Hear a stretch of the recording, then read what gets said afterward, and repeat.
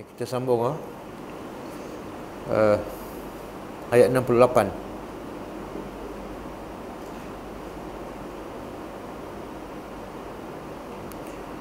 A'udzubillahi minasyaitonirrajim.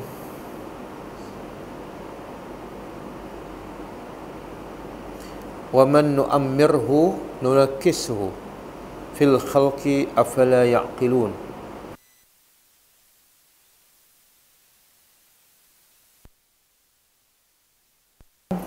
Manusia di akhirat besok.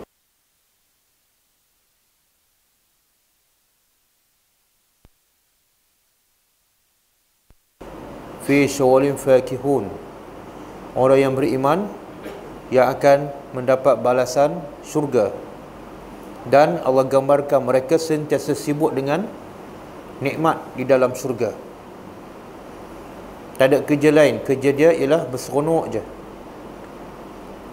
Dengan apa?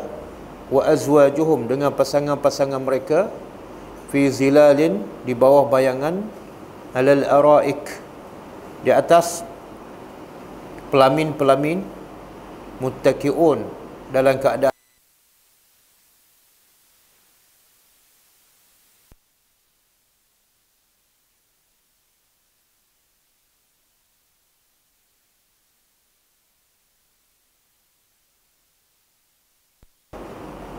pencipta salam, iaitu Allah Subhanahu wa taala. Maknanya ahli syurga tidak akan rasa sedih, rasa takut, rasa susah dalam hidup untuk selama-lamanya. Kemudian Allah sebut golongan yang kedua, iaitu golongan yang tertipu oleh syaitan.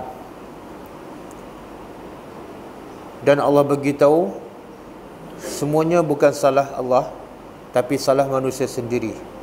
Sebab manusia pernah berjanji dengan Allah, alla ta'budu syaitan, janganlah kamu mengikut ataupun menyembah syaitan. Kemudian Allah berkata pada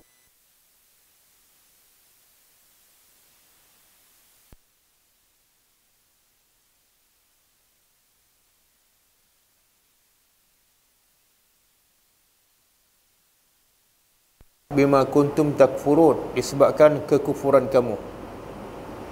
Dan hari itu juga Allah bagi tahu semua anggota badan manusia akan menjadi saksi, dan mulut juga akan bercakap bagi pihak Tuhan punya badan atas segala apa yang dilakukannya. Okey, kemudian ayat seterusnya,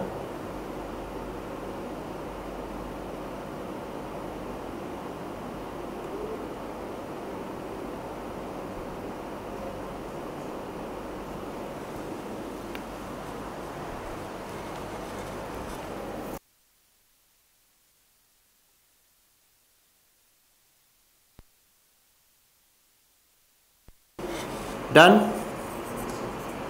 man, siapa?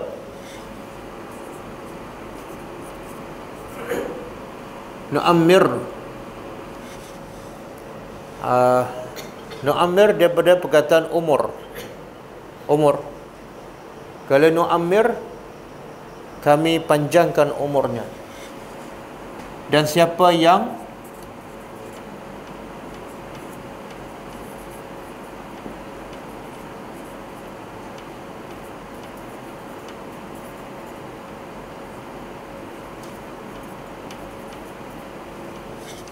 kami panjangkan umurnya, makna sampai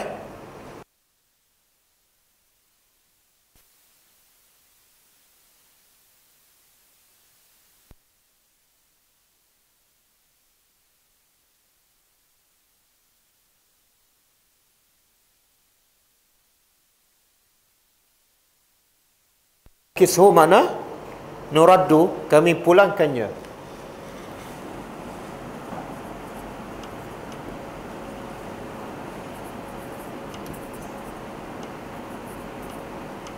Fil khalqi, dalam ciptaan. Apa maksud dia? Bila dia pergi, dia patah balik mana? Seperti asal kan?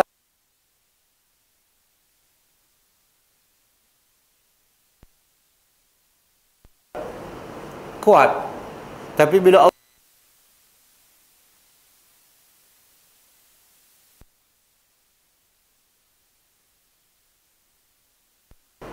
lemah apa ni? Semua aspek. Badan dia lemah, pemikiran dia lemah, mata dia lemah, akal dia lemah. Boleh? Baby umur setahun, apa yang dia tahu? Apa yang dia tahu? Baby yang setahun, dia tahu tak pasal YNDB? Tak tahu.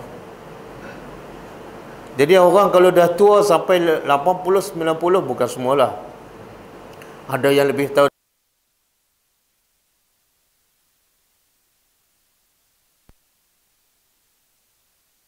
Dia kecil. Kan? Tenaga pun sama. Baby, dia boleh berjalan jauh mana? Tak boleh. Mungkin 2-3 langkah jatuh. Maka bila dia tua, kadang-kadang selangkah pun dah jatuh. Kadang-kadang perlu kau tungkak, kadang-kadang perlu orang pimpin. Baby nak masuk maklumat, tak boleh. Nak masuk banyak, tak boleh. Kalau masuk banyak, dia tak ingat. Maka orang tua pun sama. Cakap pagi, petang dia lupa dah. Itu makna nunakishu. Siapa yang kami panjangkan umur, kami akan pulangkannya seperti asal. Lemah, lupa, tak kuat.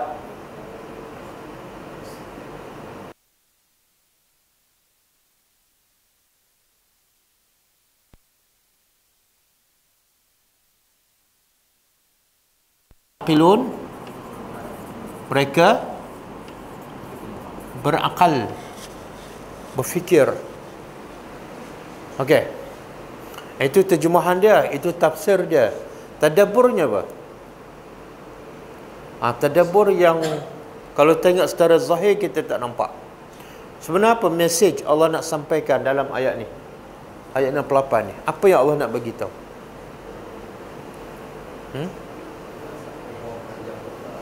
Apa dia?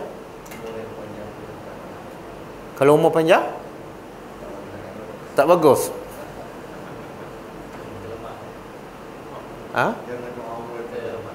Lemah?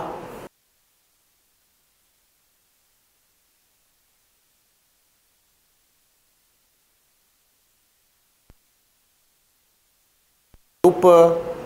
Dan kadang-kadang sama dengan baby. Semua orang tahu tak? Tahu kan? Semua orang tahu.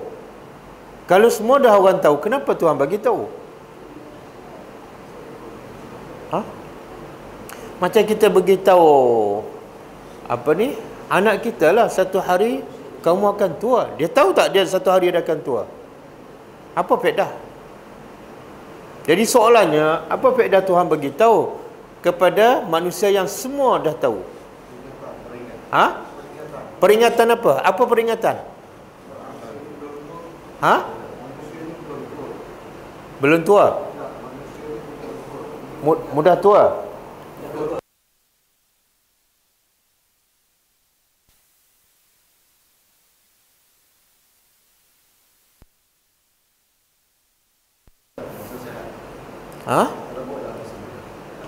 Kalau nak tujuannya ialah Tuhan nak beritahu manusia mudah lupa, sama dengan ucapan Tun Mahathir, takkan Quran sama? Tak, ada lebih dalam lagi pada itu. Subhanallah. Ayat ni nak beritahu Allah tu sayang dan rahmat Allah kepada hamba-Nya sangat-sangat besar. Apa dia? Allah kata, satu hari kamu tua. Bila tua, kamu lemah. Pemikiran, tenaga badan, lupa. Masa tu kamu tak boleh buat ibadat sebanyak yang mungkin. Maka rebutlah peluang masa muda ni. Jangan buat masa. Banyak bila dah tua, banyak benda kamu tak boleh pergi.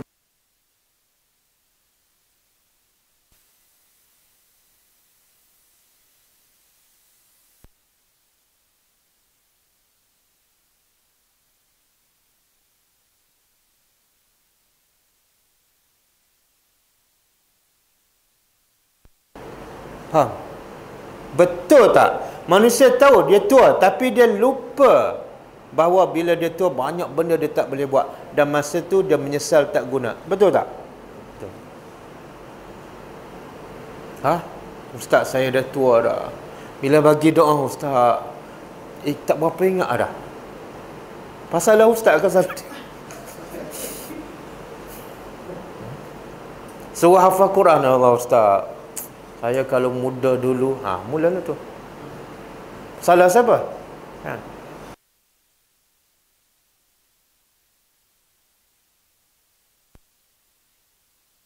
Dia kata suami saya baru meninggal 3 hari.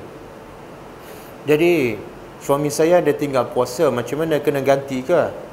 Saya kata kalau sakit tak mampu berpuasa kena bayar fidyah. Lepas tu dia pergi pada diri dia pula, ustaz saya pun banyak tinggal puasa masa muda-muda dulu, kena ganti ke? Tengok, masa muda dia tak puasa, bila dah tua dia nak ganti. Saya dah tak larat ustaz. Subhanallah. Nampak tak?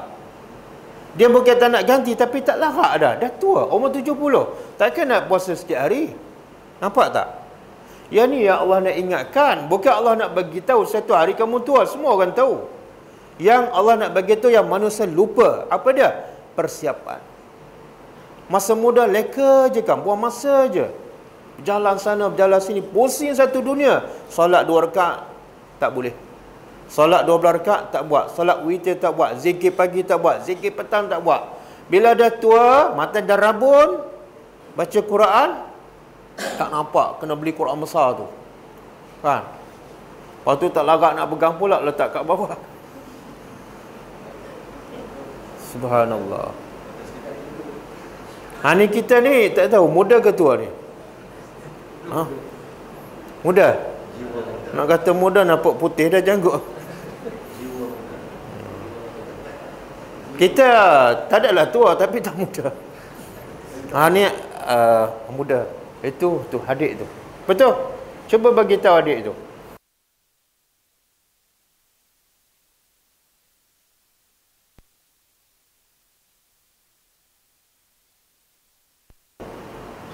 Masa umur 25 ke masa umur 55? Kita bila mula puasa Isnin Khamis? Masa muda tak ada. Betul tak? Bila dah tua, cepat lapar, gastrik, macam-macam. Rugi tak hidup? Yang ni ya Tuhan. Tapi malangnya, yang baca ayat ni tiap-tiap minggu tak berebut juga untuk beramal. Sampai ke tua baca Yasin je. Nampak tak? Subhanallah. Bukan bermakna tua tu tak boleh buat apa, tapi tak sama dengan muda. Sebab itulah dalam satu hadis yang Nabi kata 7 golongan sama, tak sama. Tak sama. Betul? Yang ni Tuhan nak bagi tahu. Ingat, kalau kepanjang umur kamu akan jadi lemah. Kamu akan lupa. Masa tu banyak kebaikan kamu tak boleh buat. Boleh Ada guru pada guru saya masa saya belajar kat Mekah, dia kata guru dia tua dah, dia hafal Quran. Setiap kali dia musafir dalam kereta, kerja dia apa dah? Baca Quran je. Baca Quran je. Bila dia baca apa yang dia hafal, kemudian tertidur. Bila dia sedar, dia sambung balik tempat.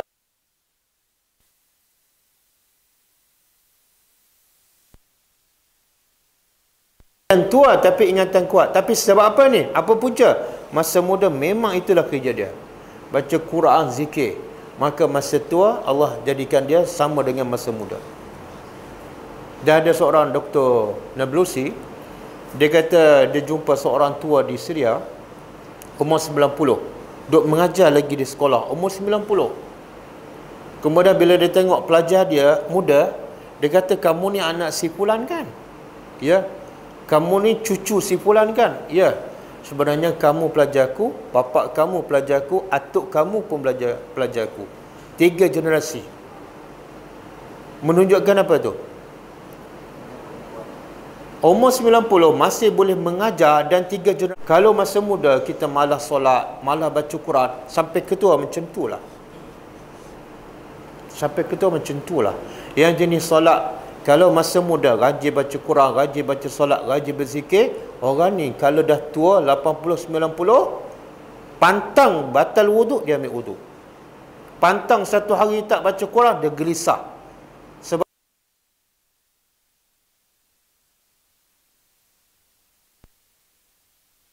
masa muda, tua pun buang masa. Umur 70 duk pukul kayu golf lagi kan. Lepas tu pakai seluar pendek. Sebab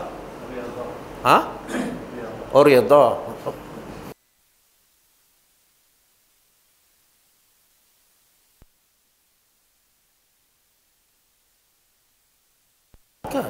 Kamu satu hari nak pergi jumpa Allah.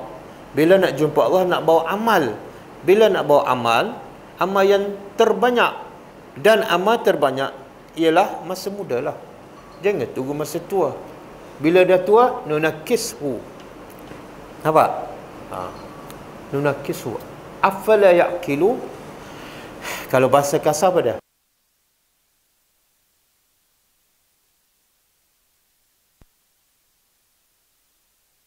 Tahu tak? Saya bagi contoh. Ada orang masa dia habis sekolah malah bekerja. Dah habis universiti malah bekerja. Relax je sebab dia anak orang kaya. Bila dah umur 2-3 hari lepas, ada seorang hantar WhatsApp pada saya daripada US. Dia kata, "Ustaz, saya bernama sekian-sekian. Saya selalu ikut kelas tadabbur surah Yasin daripada ustaz, daripada US." Dia kata dia dah tinggal kat US 30 tahun, bekerja kat sana.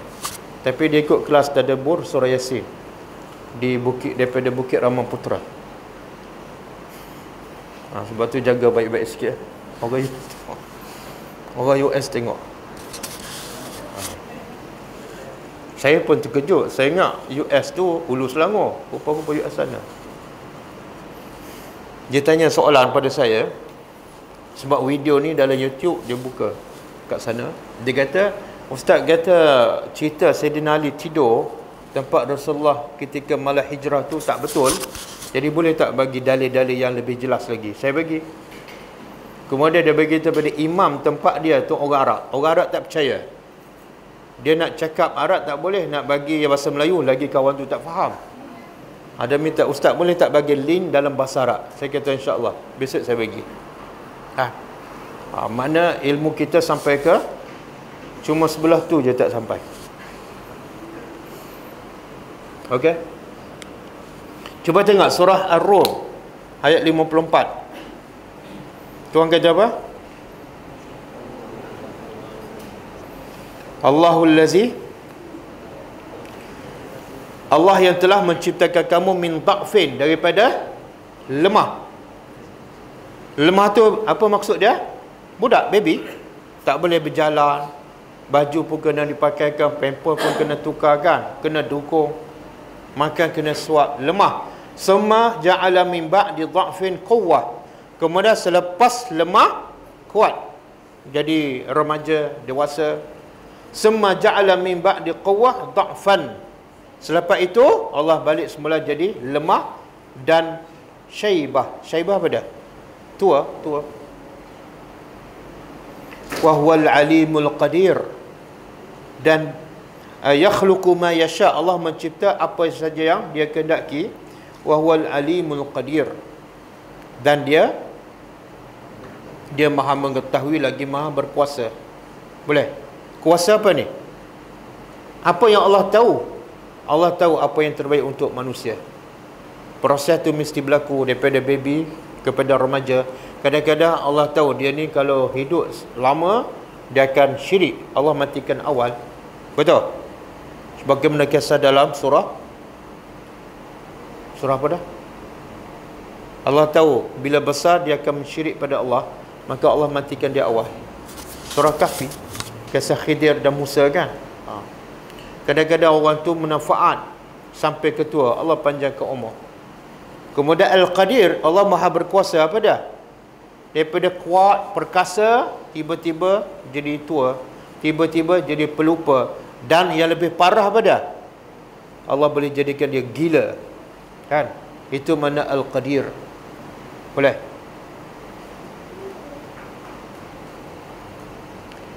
Okey, kemudian cuba buka satu lagi surah An-Nahlu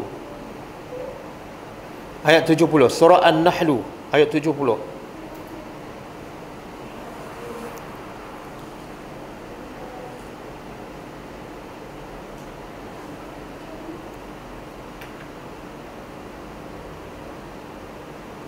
Jumpa surah An-Nahlu ayat 70. Wa minkum. Jumpa? Betul tak? Mula wa minkum.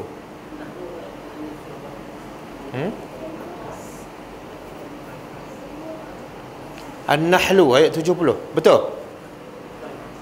Bukan?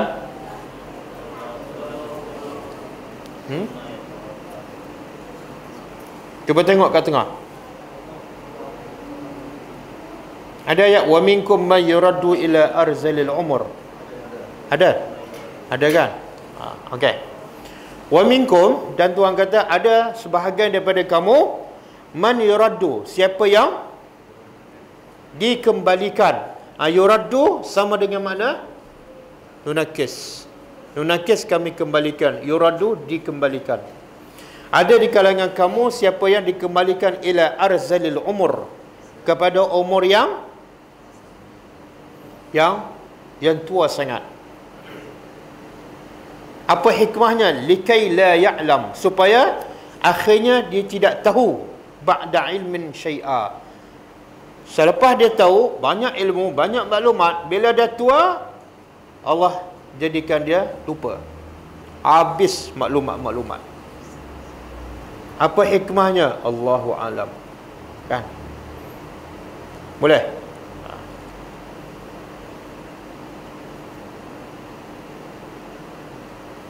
Ini kita semua tengoklah. Cuba tengok yang tua-tua tu. Jangan tengok saya. Saya belum tua. Cuba tengok yang tua-tua tu. Cuba tengok yang tua ni, masa muda kita boleh bayangkan. Tenaga dia, rupa dia handsome kan? Tengok imam kita ni. Masa muda cuba bayangkan. Kuat kan? Boleh lari 100 meter. Tapi sekarang cuba suruh lari 100 meter. Tak boleh. Kan? Kadang-kadang duduk dah lama tak larat nak bangun. Kadang-kadang berdiri tak boleh duduk. Sebab tu Nabi ajak kita satu doa kan. Doa apa dia? Minta janganlah kita dipanjangkan umur sampai ke tua dan sampai ke tahap nyanyuk. Kenapa? Kalau dah nyanyuk, pertama kita rugi, umur panjang tapi tak boleh buat ibadat. Nak baca Quran tak boleh, zikir tak boleh sebab nyanyuk. Solat pun tak boleh. Kemudian yang kedua, menyusahkan orang. Kadang-kadang menjerit seorang-seorang kan. Kadang-kadang bertepik seorang-seorang, menyusahkan orang. Jadi dalam Islam, baik kita minta panjang umur ke minta pendek umur? Kalau ikut sunnah. Tak boleh nak jawab. Okey, yang biasa minta apa dia? Yang biasa minta panjang ke pendek? Oh, panjang. Tadi tak berani nak jawab. Kenapa minta panjang umur? Amal lebih. Ada jaminan tak kalau umur panjang amal kita bertambah? Ada jaminan? Berapa ramai yang minta panjang umur, masa muda dia tak solat sunat, bila umur panjang tak solat juga. Kan? Masa muda dia tak solat witir kecuali bulan Ramadan, bila umur panjang tak solat juga witir bulan Syawal. Apa faedah panjang umur? Ustaz, paling-paling kurang dapat tengok cucu. Ya. Nak tengok muka cucu saya sama tak muka atuk dia?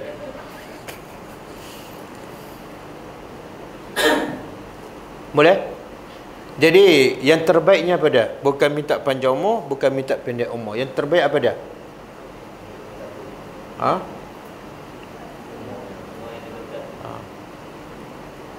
Baca doa Nabi Yusuf. tawaffani musliman anta waliyyi fid dunya wal akhirah tawaffani musliman wa alhiqni bis salihin. Matikan aku dalam Islam. Muda mati dalam Islam, okey. Tua mati dalam Islam, okey. Remaja mati dalam Islam, okey. Kan? Tapi kalau umur panjang, tua, dapat tengok anak, dapat tengok cucu, dapat tengok cicit pula, 4 keturunan ambil gambar, 4 generasi. Tapi mati dalam keadaan tak beriman. Rugi tak? Rugi. Boleh. Sebab itulah wasiat agung Nabi Yaqub dan Nabi Ibrahim. Apa dia wasiat agung mereka kepada anak-anak? Ibrahim, Yaqub nasihat pada anak masing-masing. Kalau Nabi Yaqub nasihat pada anak-anak yang nakal tu. Apa wasiat mereka? Innallaha astafa lakumuddin. Sesungguhnya Allah telah memilih untuk kamu satu agama. Untuk kamu satu agama. Maka agama terbaik untuk kamu ini sahaja. Maka kata Nabi Yaqub kepada anaknya apa dah? Fala tamutunna illa wa antum muslimun. Wasiat aku yang terakhir, jangan kamu mati melainkan dalam Islam. Kamu pendek umur ke panjang tak penting, yang penting pastikan masa mati kamu beriman. Itu yang susah kan? Itu yang paling susah. Panjang umur, okey. Okey, boleh? Kita sambung. Wa ma 'allamnahu dan tidak kami ajarnya.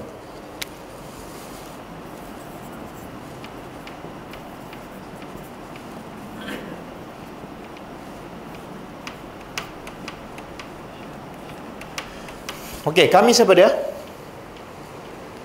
Kami siapa dia? Allah. Bila sebut kami, Allah. Hu tu siapa dia? Kami tidak ajarnya. Nya tu siapa dia? Nabi Muhammad. Kami tidak pernah ajarnya asy-syi'ra. Syair. Syair. Syair apa dia?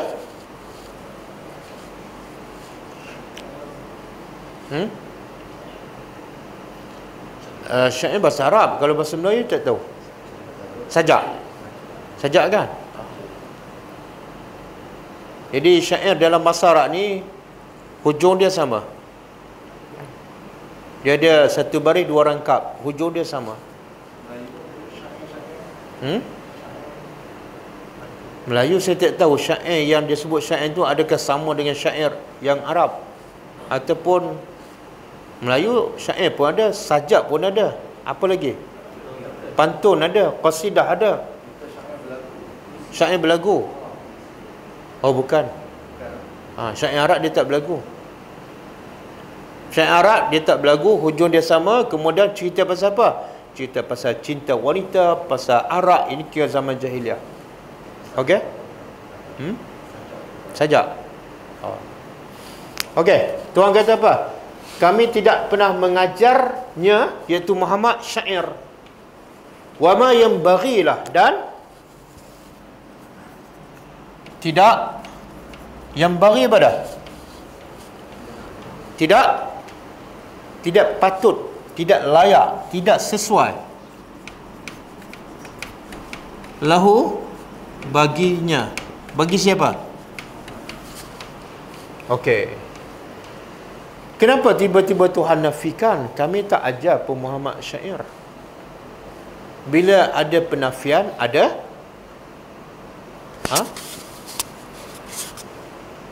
bahasa Melayu pun samalah. Contohlah saya bagi tahu, saya tak pergi Kelantan. Tiba-tiba saya masuk dalam masjid, saya beritahu semua, saya tak pergi Kelantan. Orang kata, Ustaz ni apa masalah ni? Saya akan menafikan bila ada orang kata saya pergi Kelantan, betul? Baru saya menafikan. Maka di sini Allah menafikan, kami tak pernah ajar Muhammad syair. Sebab apa Allah menafikan? Sebab apa?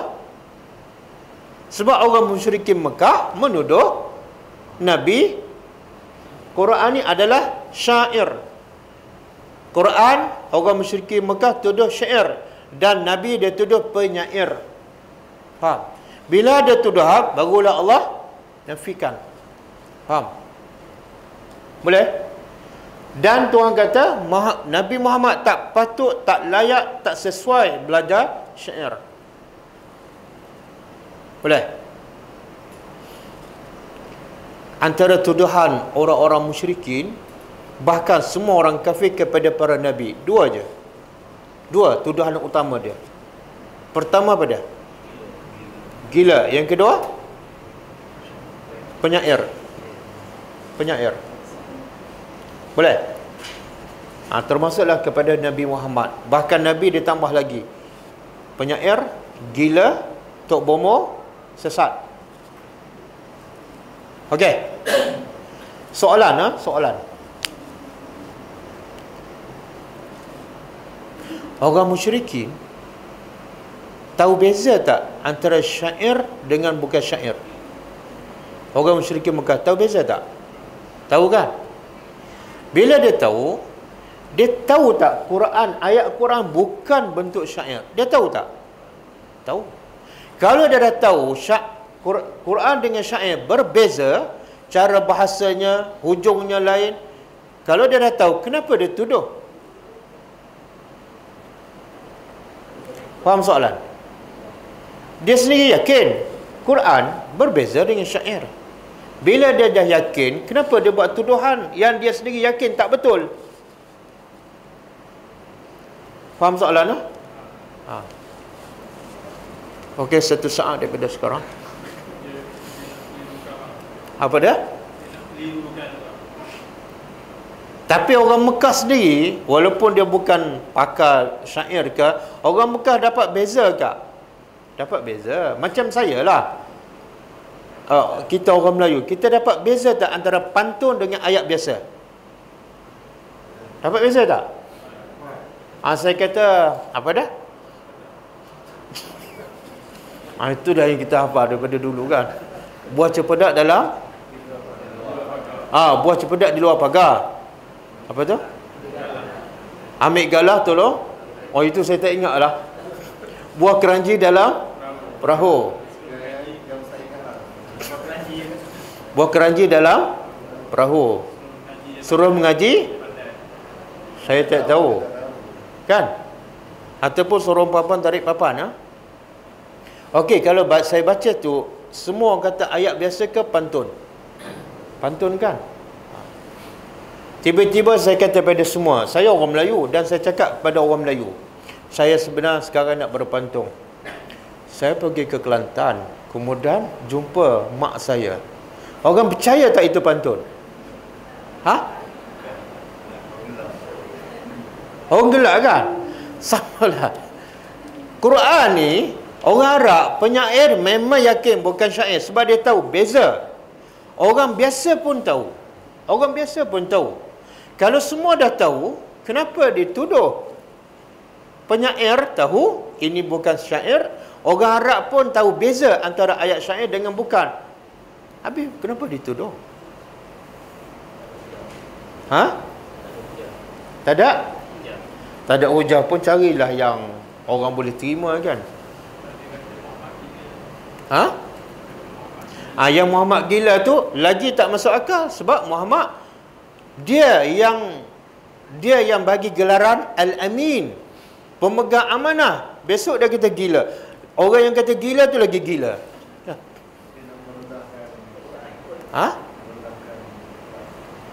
Dia nak merendahkan Al-Quran. Sebenarnya Tuhan nak ajar kita perancangan musuh, strategi musuh benda. Dia tahu dah benda tu orang tak akan percaya. Dan tahu sebab benda tu beza sangat, jelas perbezaannya.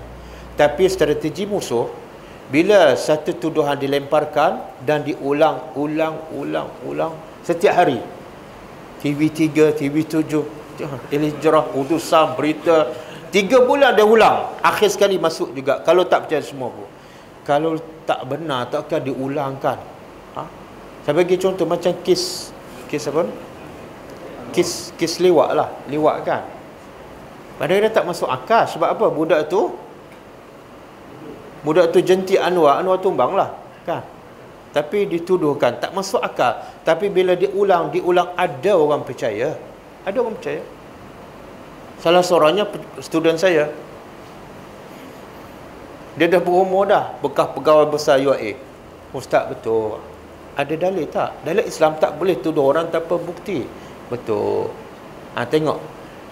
Sebab apa? Sebab diulang. Nampak? Satu, itu strategi musuh. Sama juga bila pembawa bid'ah, dia nak halang orang daripada ikut yang berbeza ataupun sunnah, dia labelkan, kemudian dia ulang. Apa dia? Apa dia? Saya tak boleh sebut, nanti masuk. Kan dia labelkan macam-macam. W, kaum muda, sesat, mujassim, kan? Tiap hari dia ulang. Supaya apa?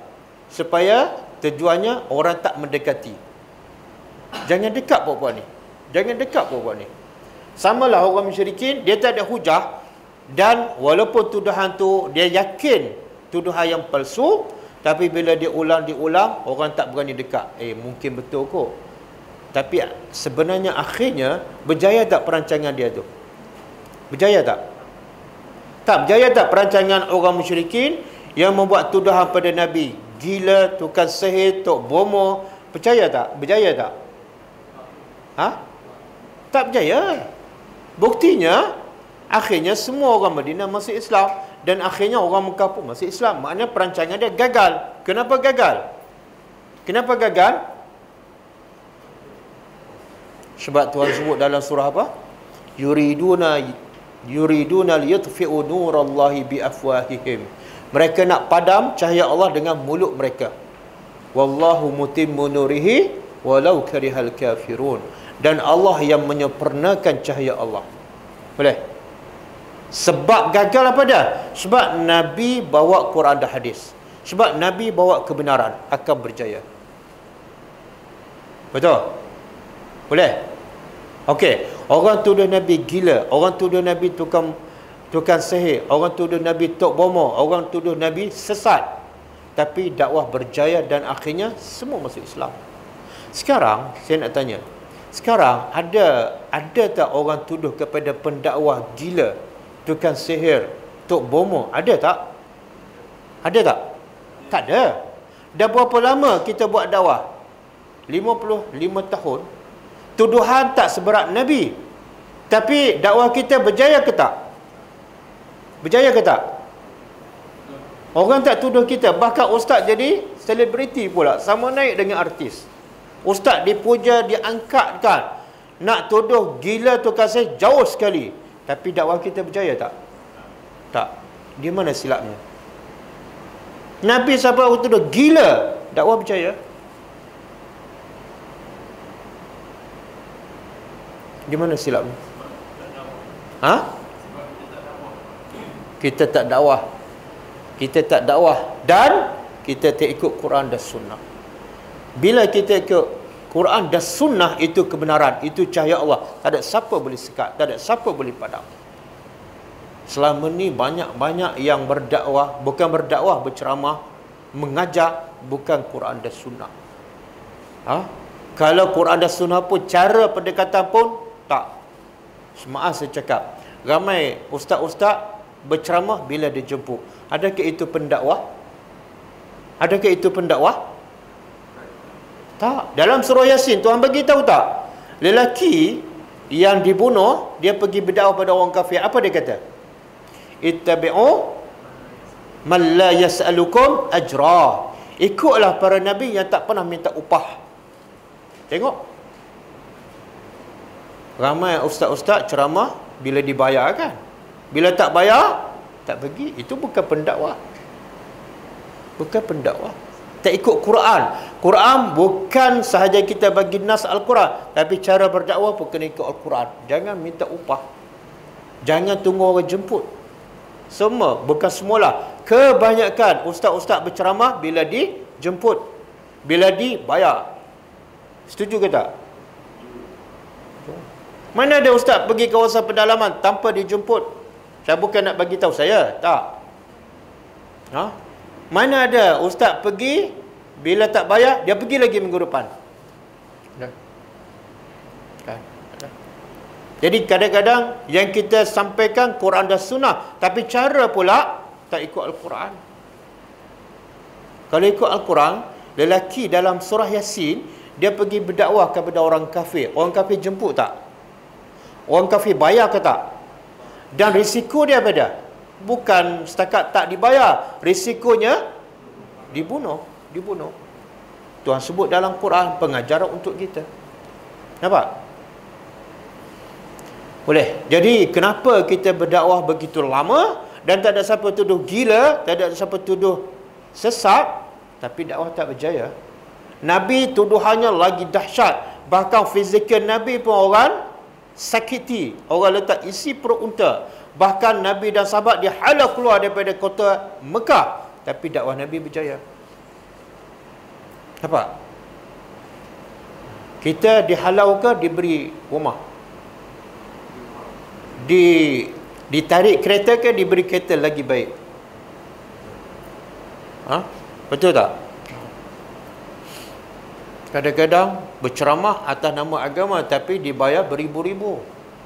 Yang mendengarnya tak berubah pun, bukan semua, tapi kebanyakan macam tu.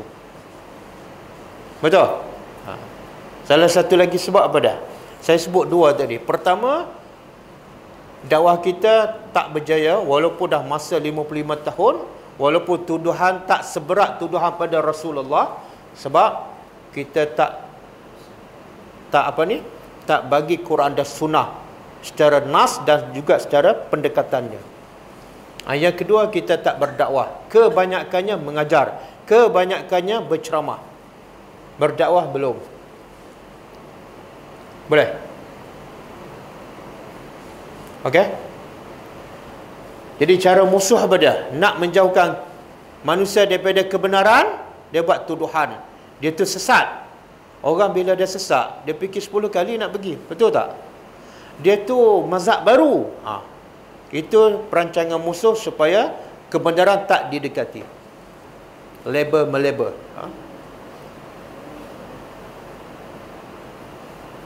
Okey? Dan Nabi tak patut. Tidak patut Nabi belajar syair. Kenapa tak patut? Allah boleh tak nak ajar Nabi syair? Boleh tak? Boleh ke tak? Boleh. Kenapa Allah tak ajar? Bahkan Allah kata, wama yambaghilah, tak patut, tak layak Nabi belajar syair. Kenapa?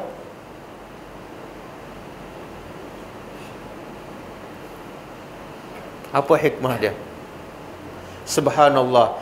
Nabi yang tak tahu syair pun orang tuduh penyair, pun orang tuduh Quran adalah syair. Kalau Nabi tahu syair, memang sah syair. Sebab Nabi memang pakai syair. Nampak? Boleh? Dan Tuhan kata memang tak patut. Kalau Nabi belajar sikit-sikit pun lagi susah menghalang Nabi untuk berdakwah. Maka hikmahnya Allah jadikan Nabi buta huruf, tak tahu membaca, tak tahu menulis, bahkan syair lagi tak tahu. Apa hikmah dia? Supaya orang musyrikin tak ada hujah. Memang yang ni dia tuduh pun tak ada hujah. Sebab tu kebenaran terus berkembang. Boleh? Okey. In huwa, tidaklah ia ni apa dah?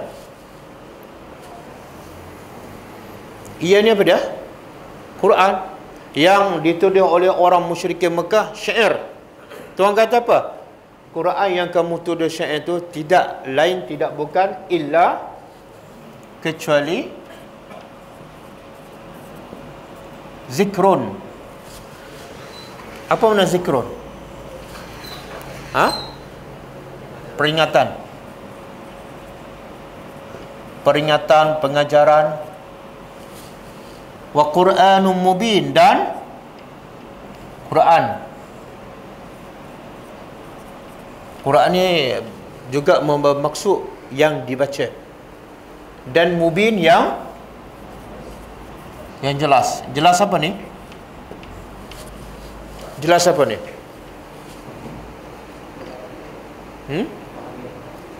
Jelas boleh difahami oleh semua manusia. Jelas hukum hakamnya, jelas kebaikannya, jelas keadilannya. Okey, apa makna zikrun? Zikrun. Quran tu bukan syair, tapi dia adalah zikrun. Apa makna zikrun?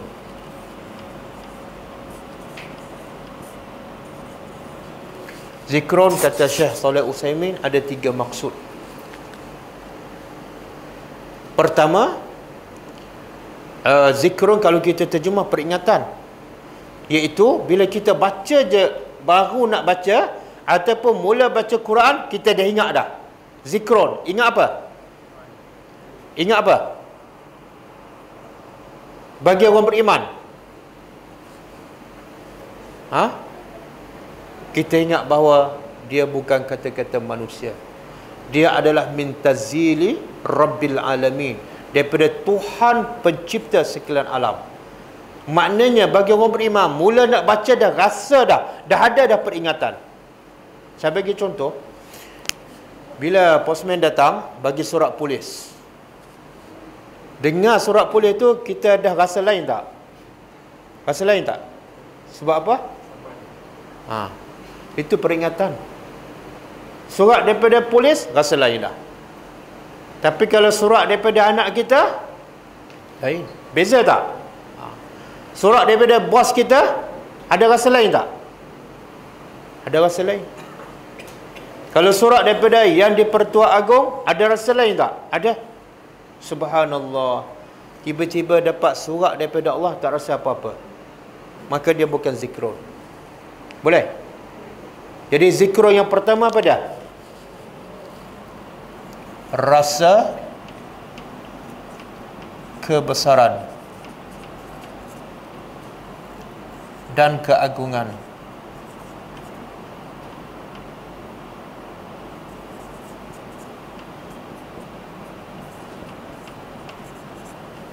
Boleh? Boleh ke tak? Saya nak tanya, yang pertama ni ada tak dalam diri kita? Bila nak baca Quran tu dah rasa lain dah. Sebab nak baca kata-kata Allah. Ada ke? Ataupun rasa berat, rasa malas, tiba-tiba mengantuk je. Ada. Sama tak macam terima surat polis tadi? Bila postman kata surat, ini surat polis ni, kita pun jadi mengantuk. Tak ada kan? Bila tak rasa apa-apa, zikr yang pertama dah tak ada. Bila zikr yang pertama tak ada, yang kedua, yang ketiga lagi tak ada. Boleh? Okey, yang kedua, zikr yang kedua apa dia?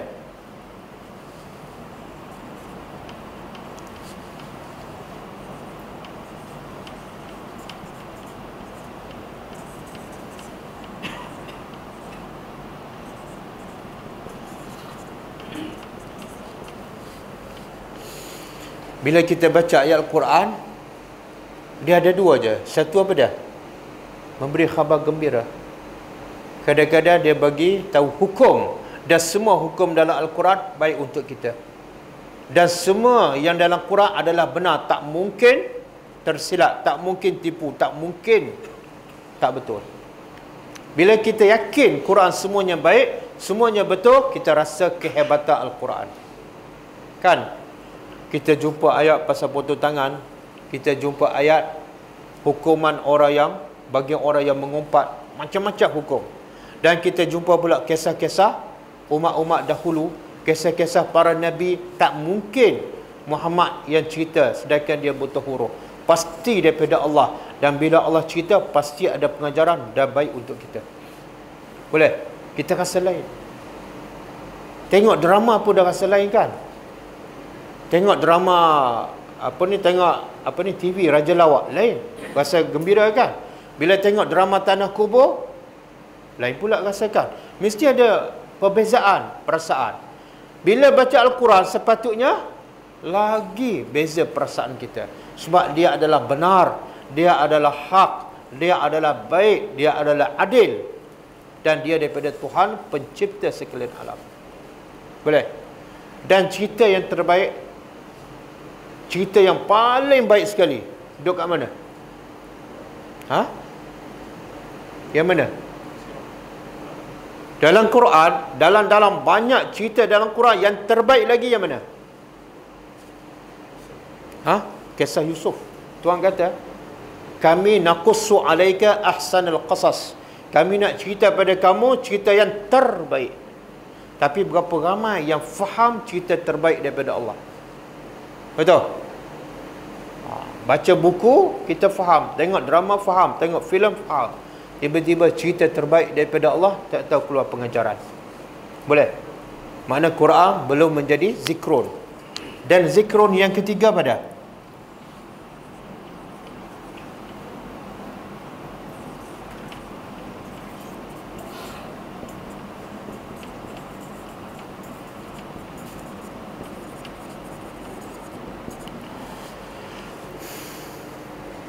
boleh. Quran adalah zikrun. Apa dia? Bila manusia ikut Al-Quran, Quran akan angkat manusia. Siapa Umar kalau dia tak masuk Islam? Siapa Umar? Agak-agak kita kenal tak nama Umar bin Al-Khattab kalau dia tak masuk Islam? Tak. Siapa Bilal bin Rabah? Berkulit hitam, hamba abdi kalau dia tak masuk Islam. Siapa mengangkat Bilal? Al-Quran. Semua masyarakat jahiliah adalah tak ada siapa yang kenal. Nabi pun kita tak kenal kalau tidak ada Al-Quran.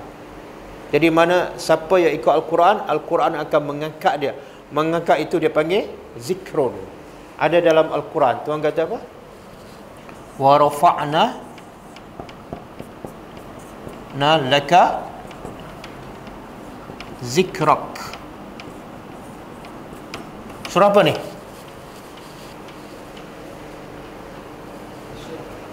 Ha? Surah Al-Insyirah. Alam nashrah laka sadrak. Bukankah kami dah lapang sadrak, dada engkau. Lapang dengan apa ni? Dengan Al-Quran. Kemudian wa rafa'na laka zikra. Apa makna wa rafa'na laka zikra? Setelah kami lapangkan hati engkau dengan Islam, dengan Al-Quran, maka nama engkau kami angkat. Nama engkau selalu disebut. Dalam azan, nama engkau disebut. Dalam tasyahud, dalam solat, nama engkau disebut. Bila nak mengucap masuk Islam, nama engkau disebut. Ketika berkhutbah, nama engkau disebut. Siapa nak faham Islam, orang akan sebut nama engkau. Sebab apa? Sebab engkau membawa Al-Quran. Boleh? Jadi manusia bila berpegang pada Al-Quran sepenuhnya, zikrak. Nama dia akan diangkat oleh Al-Quran. Boleh? Kita kenal tak Imam Syafi'i? Kenal. Kenapa kita kenal dia? Dia bukan hidup zaman kita. Bahkan beza 100 berapa? Dia mati tahun 205 Hijrah. Sekarang berapa ni? Berapa ribu tahun beza? Kenapa kita sebut nama dia? Ha? Sebab dia ada ilmu matematik ke? Tak. Sebab dia belajar syair ke? Tak. Sebab Al-Quran mengangkat dia. Sebab dia ada harta ke? Tak. Imam Syafi'i miskin. Syekhul Islam Ibn Taymiyah, Ibn Qayyim, semua kita sebut nama dia. Sebab apa? Sebab dia pegang pada Al-Quran, maka Al-Quran mengangkat nama dia. Boleh? Okey. Wa Qur'anun mubin.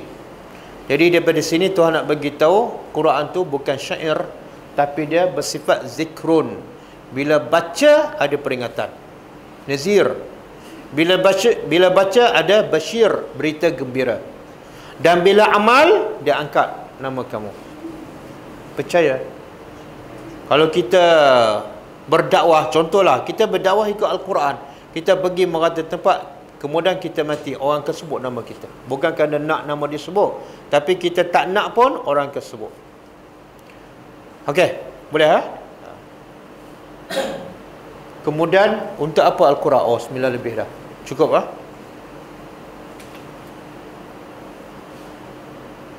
Kita berhenti setakat ayat 69. Ada soalan?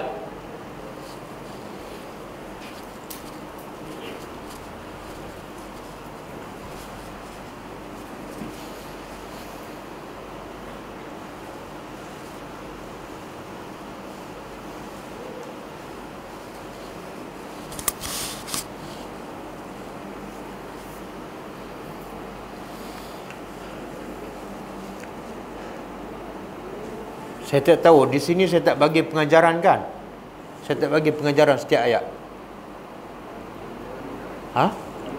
Bagi ada. Tapi tak lengkap kok. Dia banyak pengajaran ni. Kalau kita dapat faham melalui pengajaran, lagi mantap. Saya cadang insya-Allah saya akan tulis pengajaran setiap ayat dan jadikan satu buku insya-Allah. Tapi kena cuti lah. Kena cuti sebulan.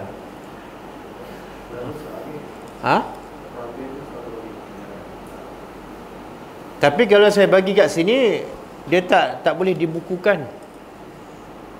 Sebab mungkin buku yang pelajar tulis pun hilang.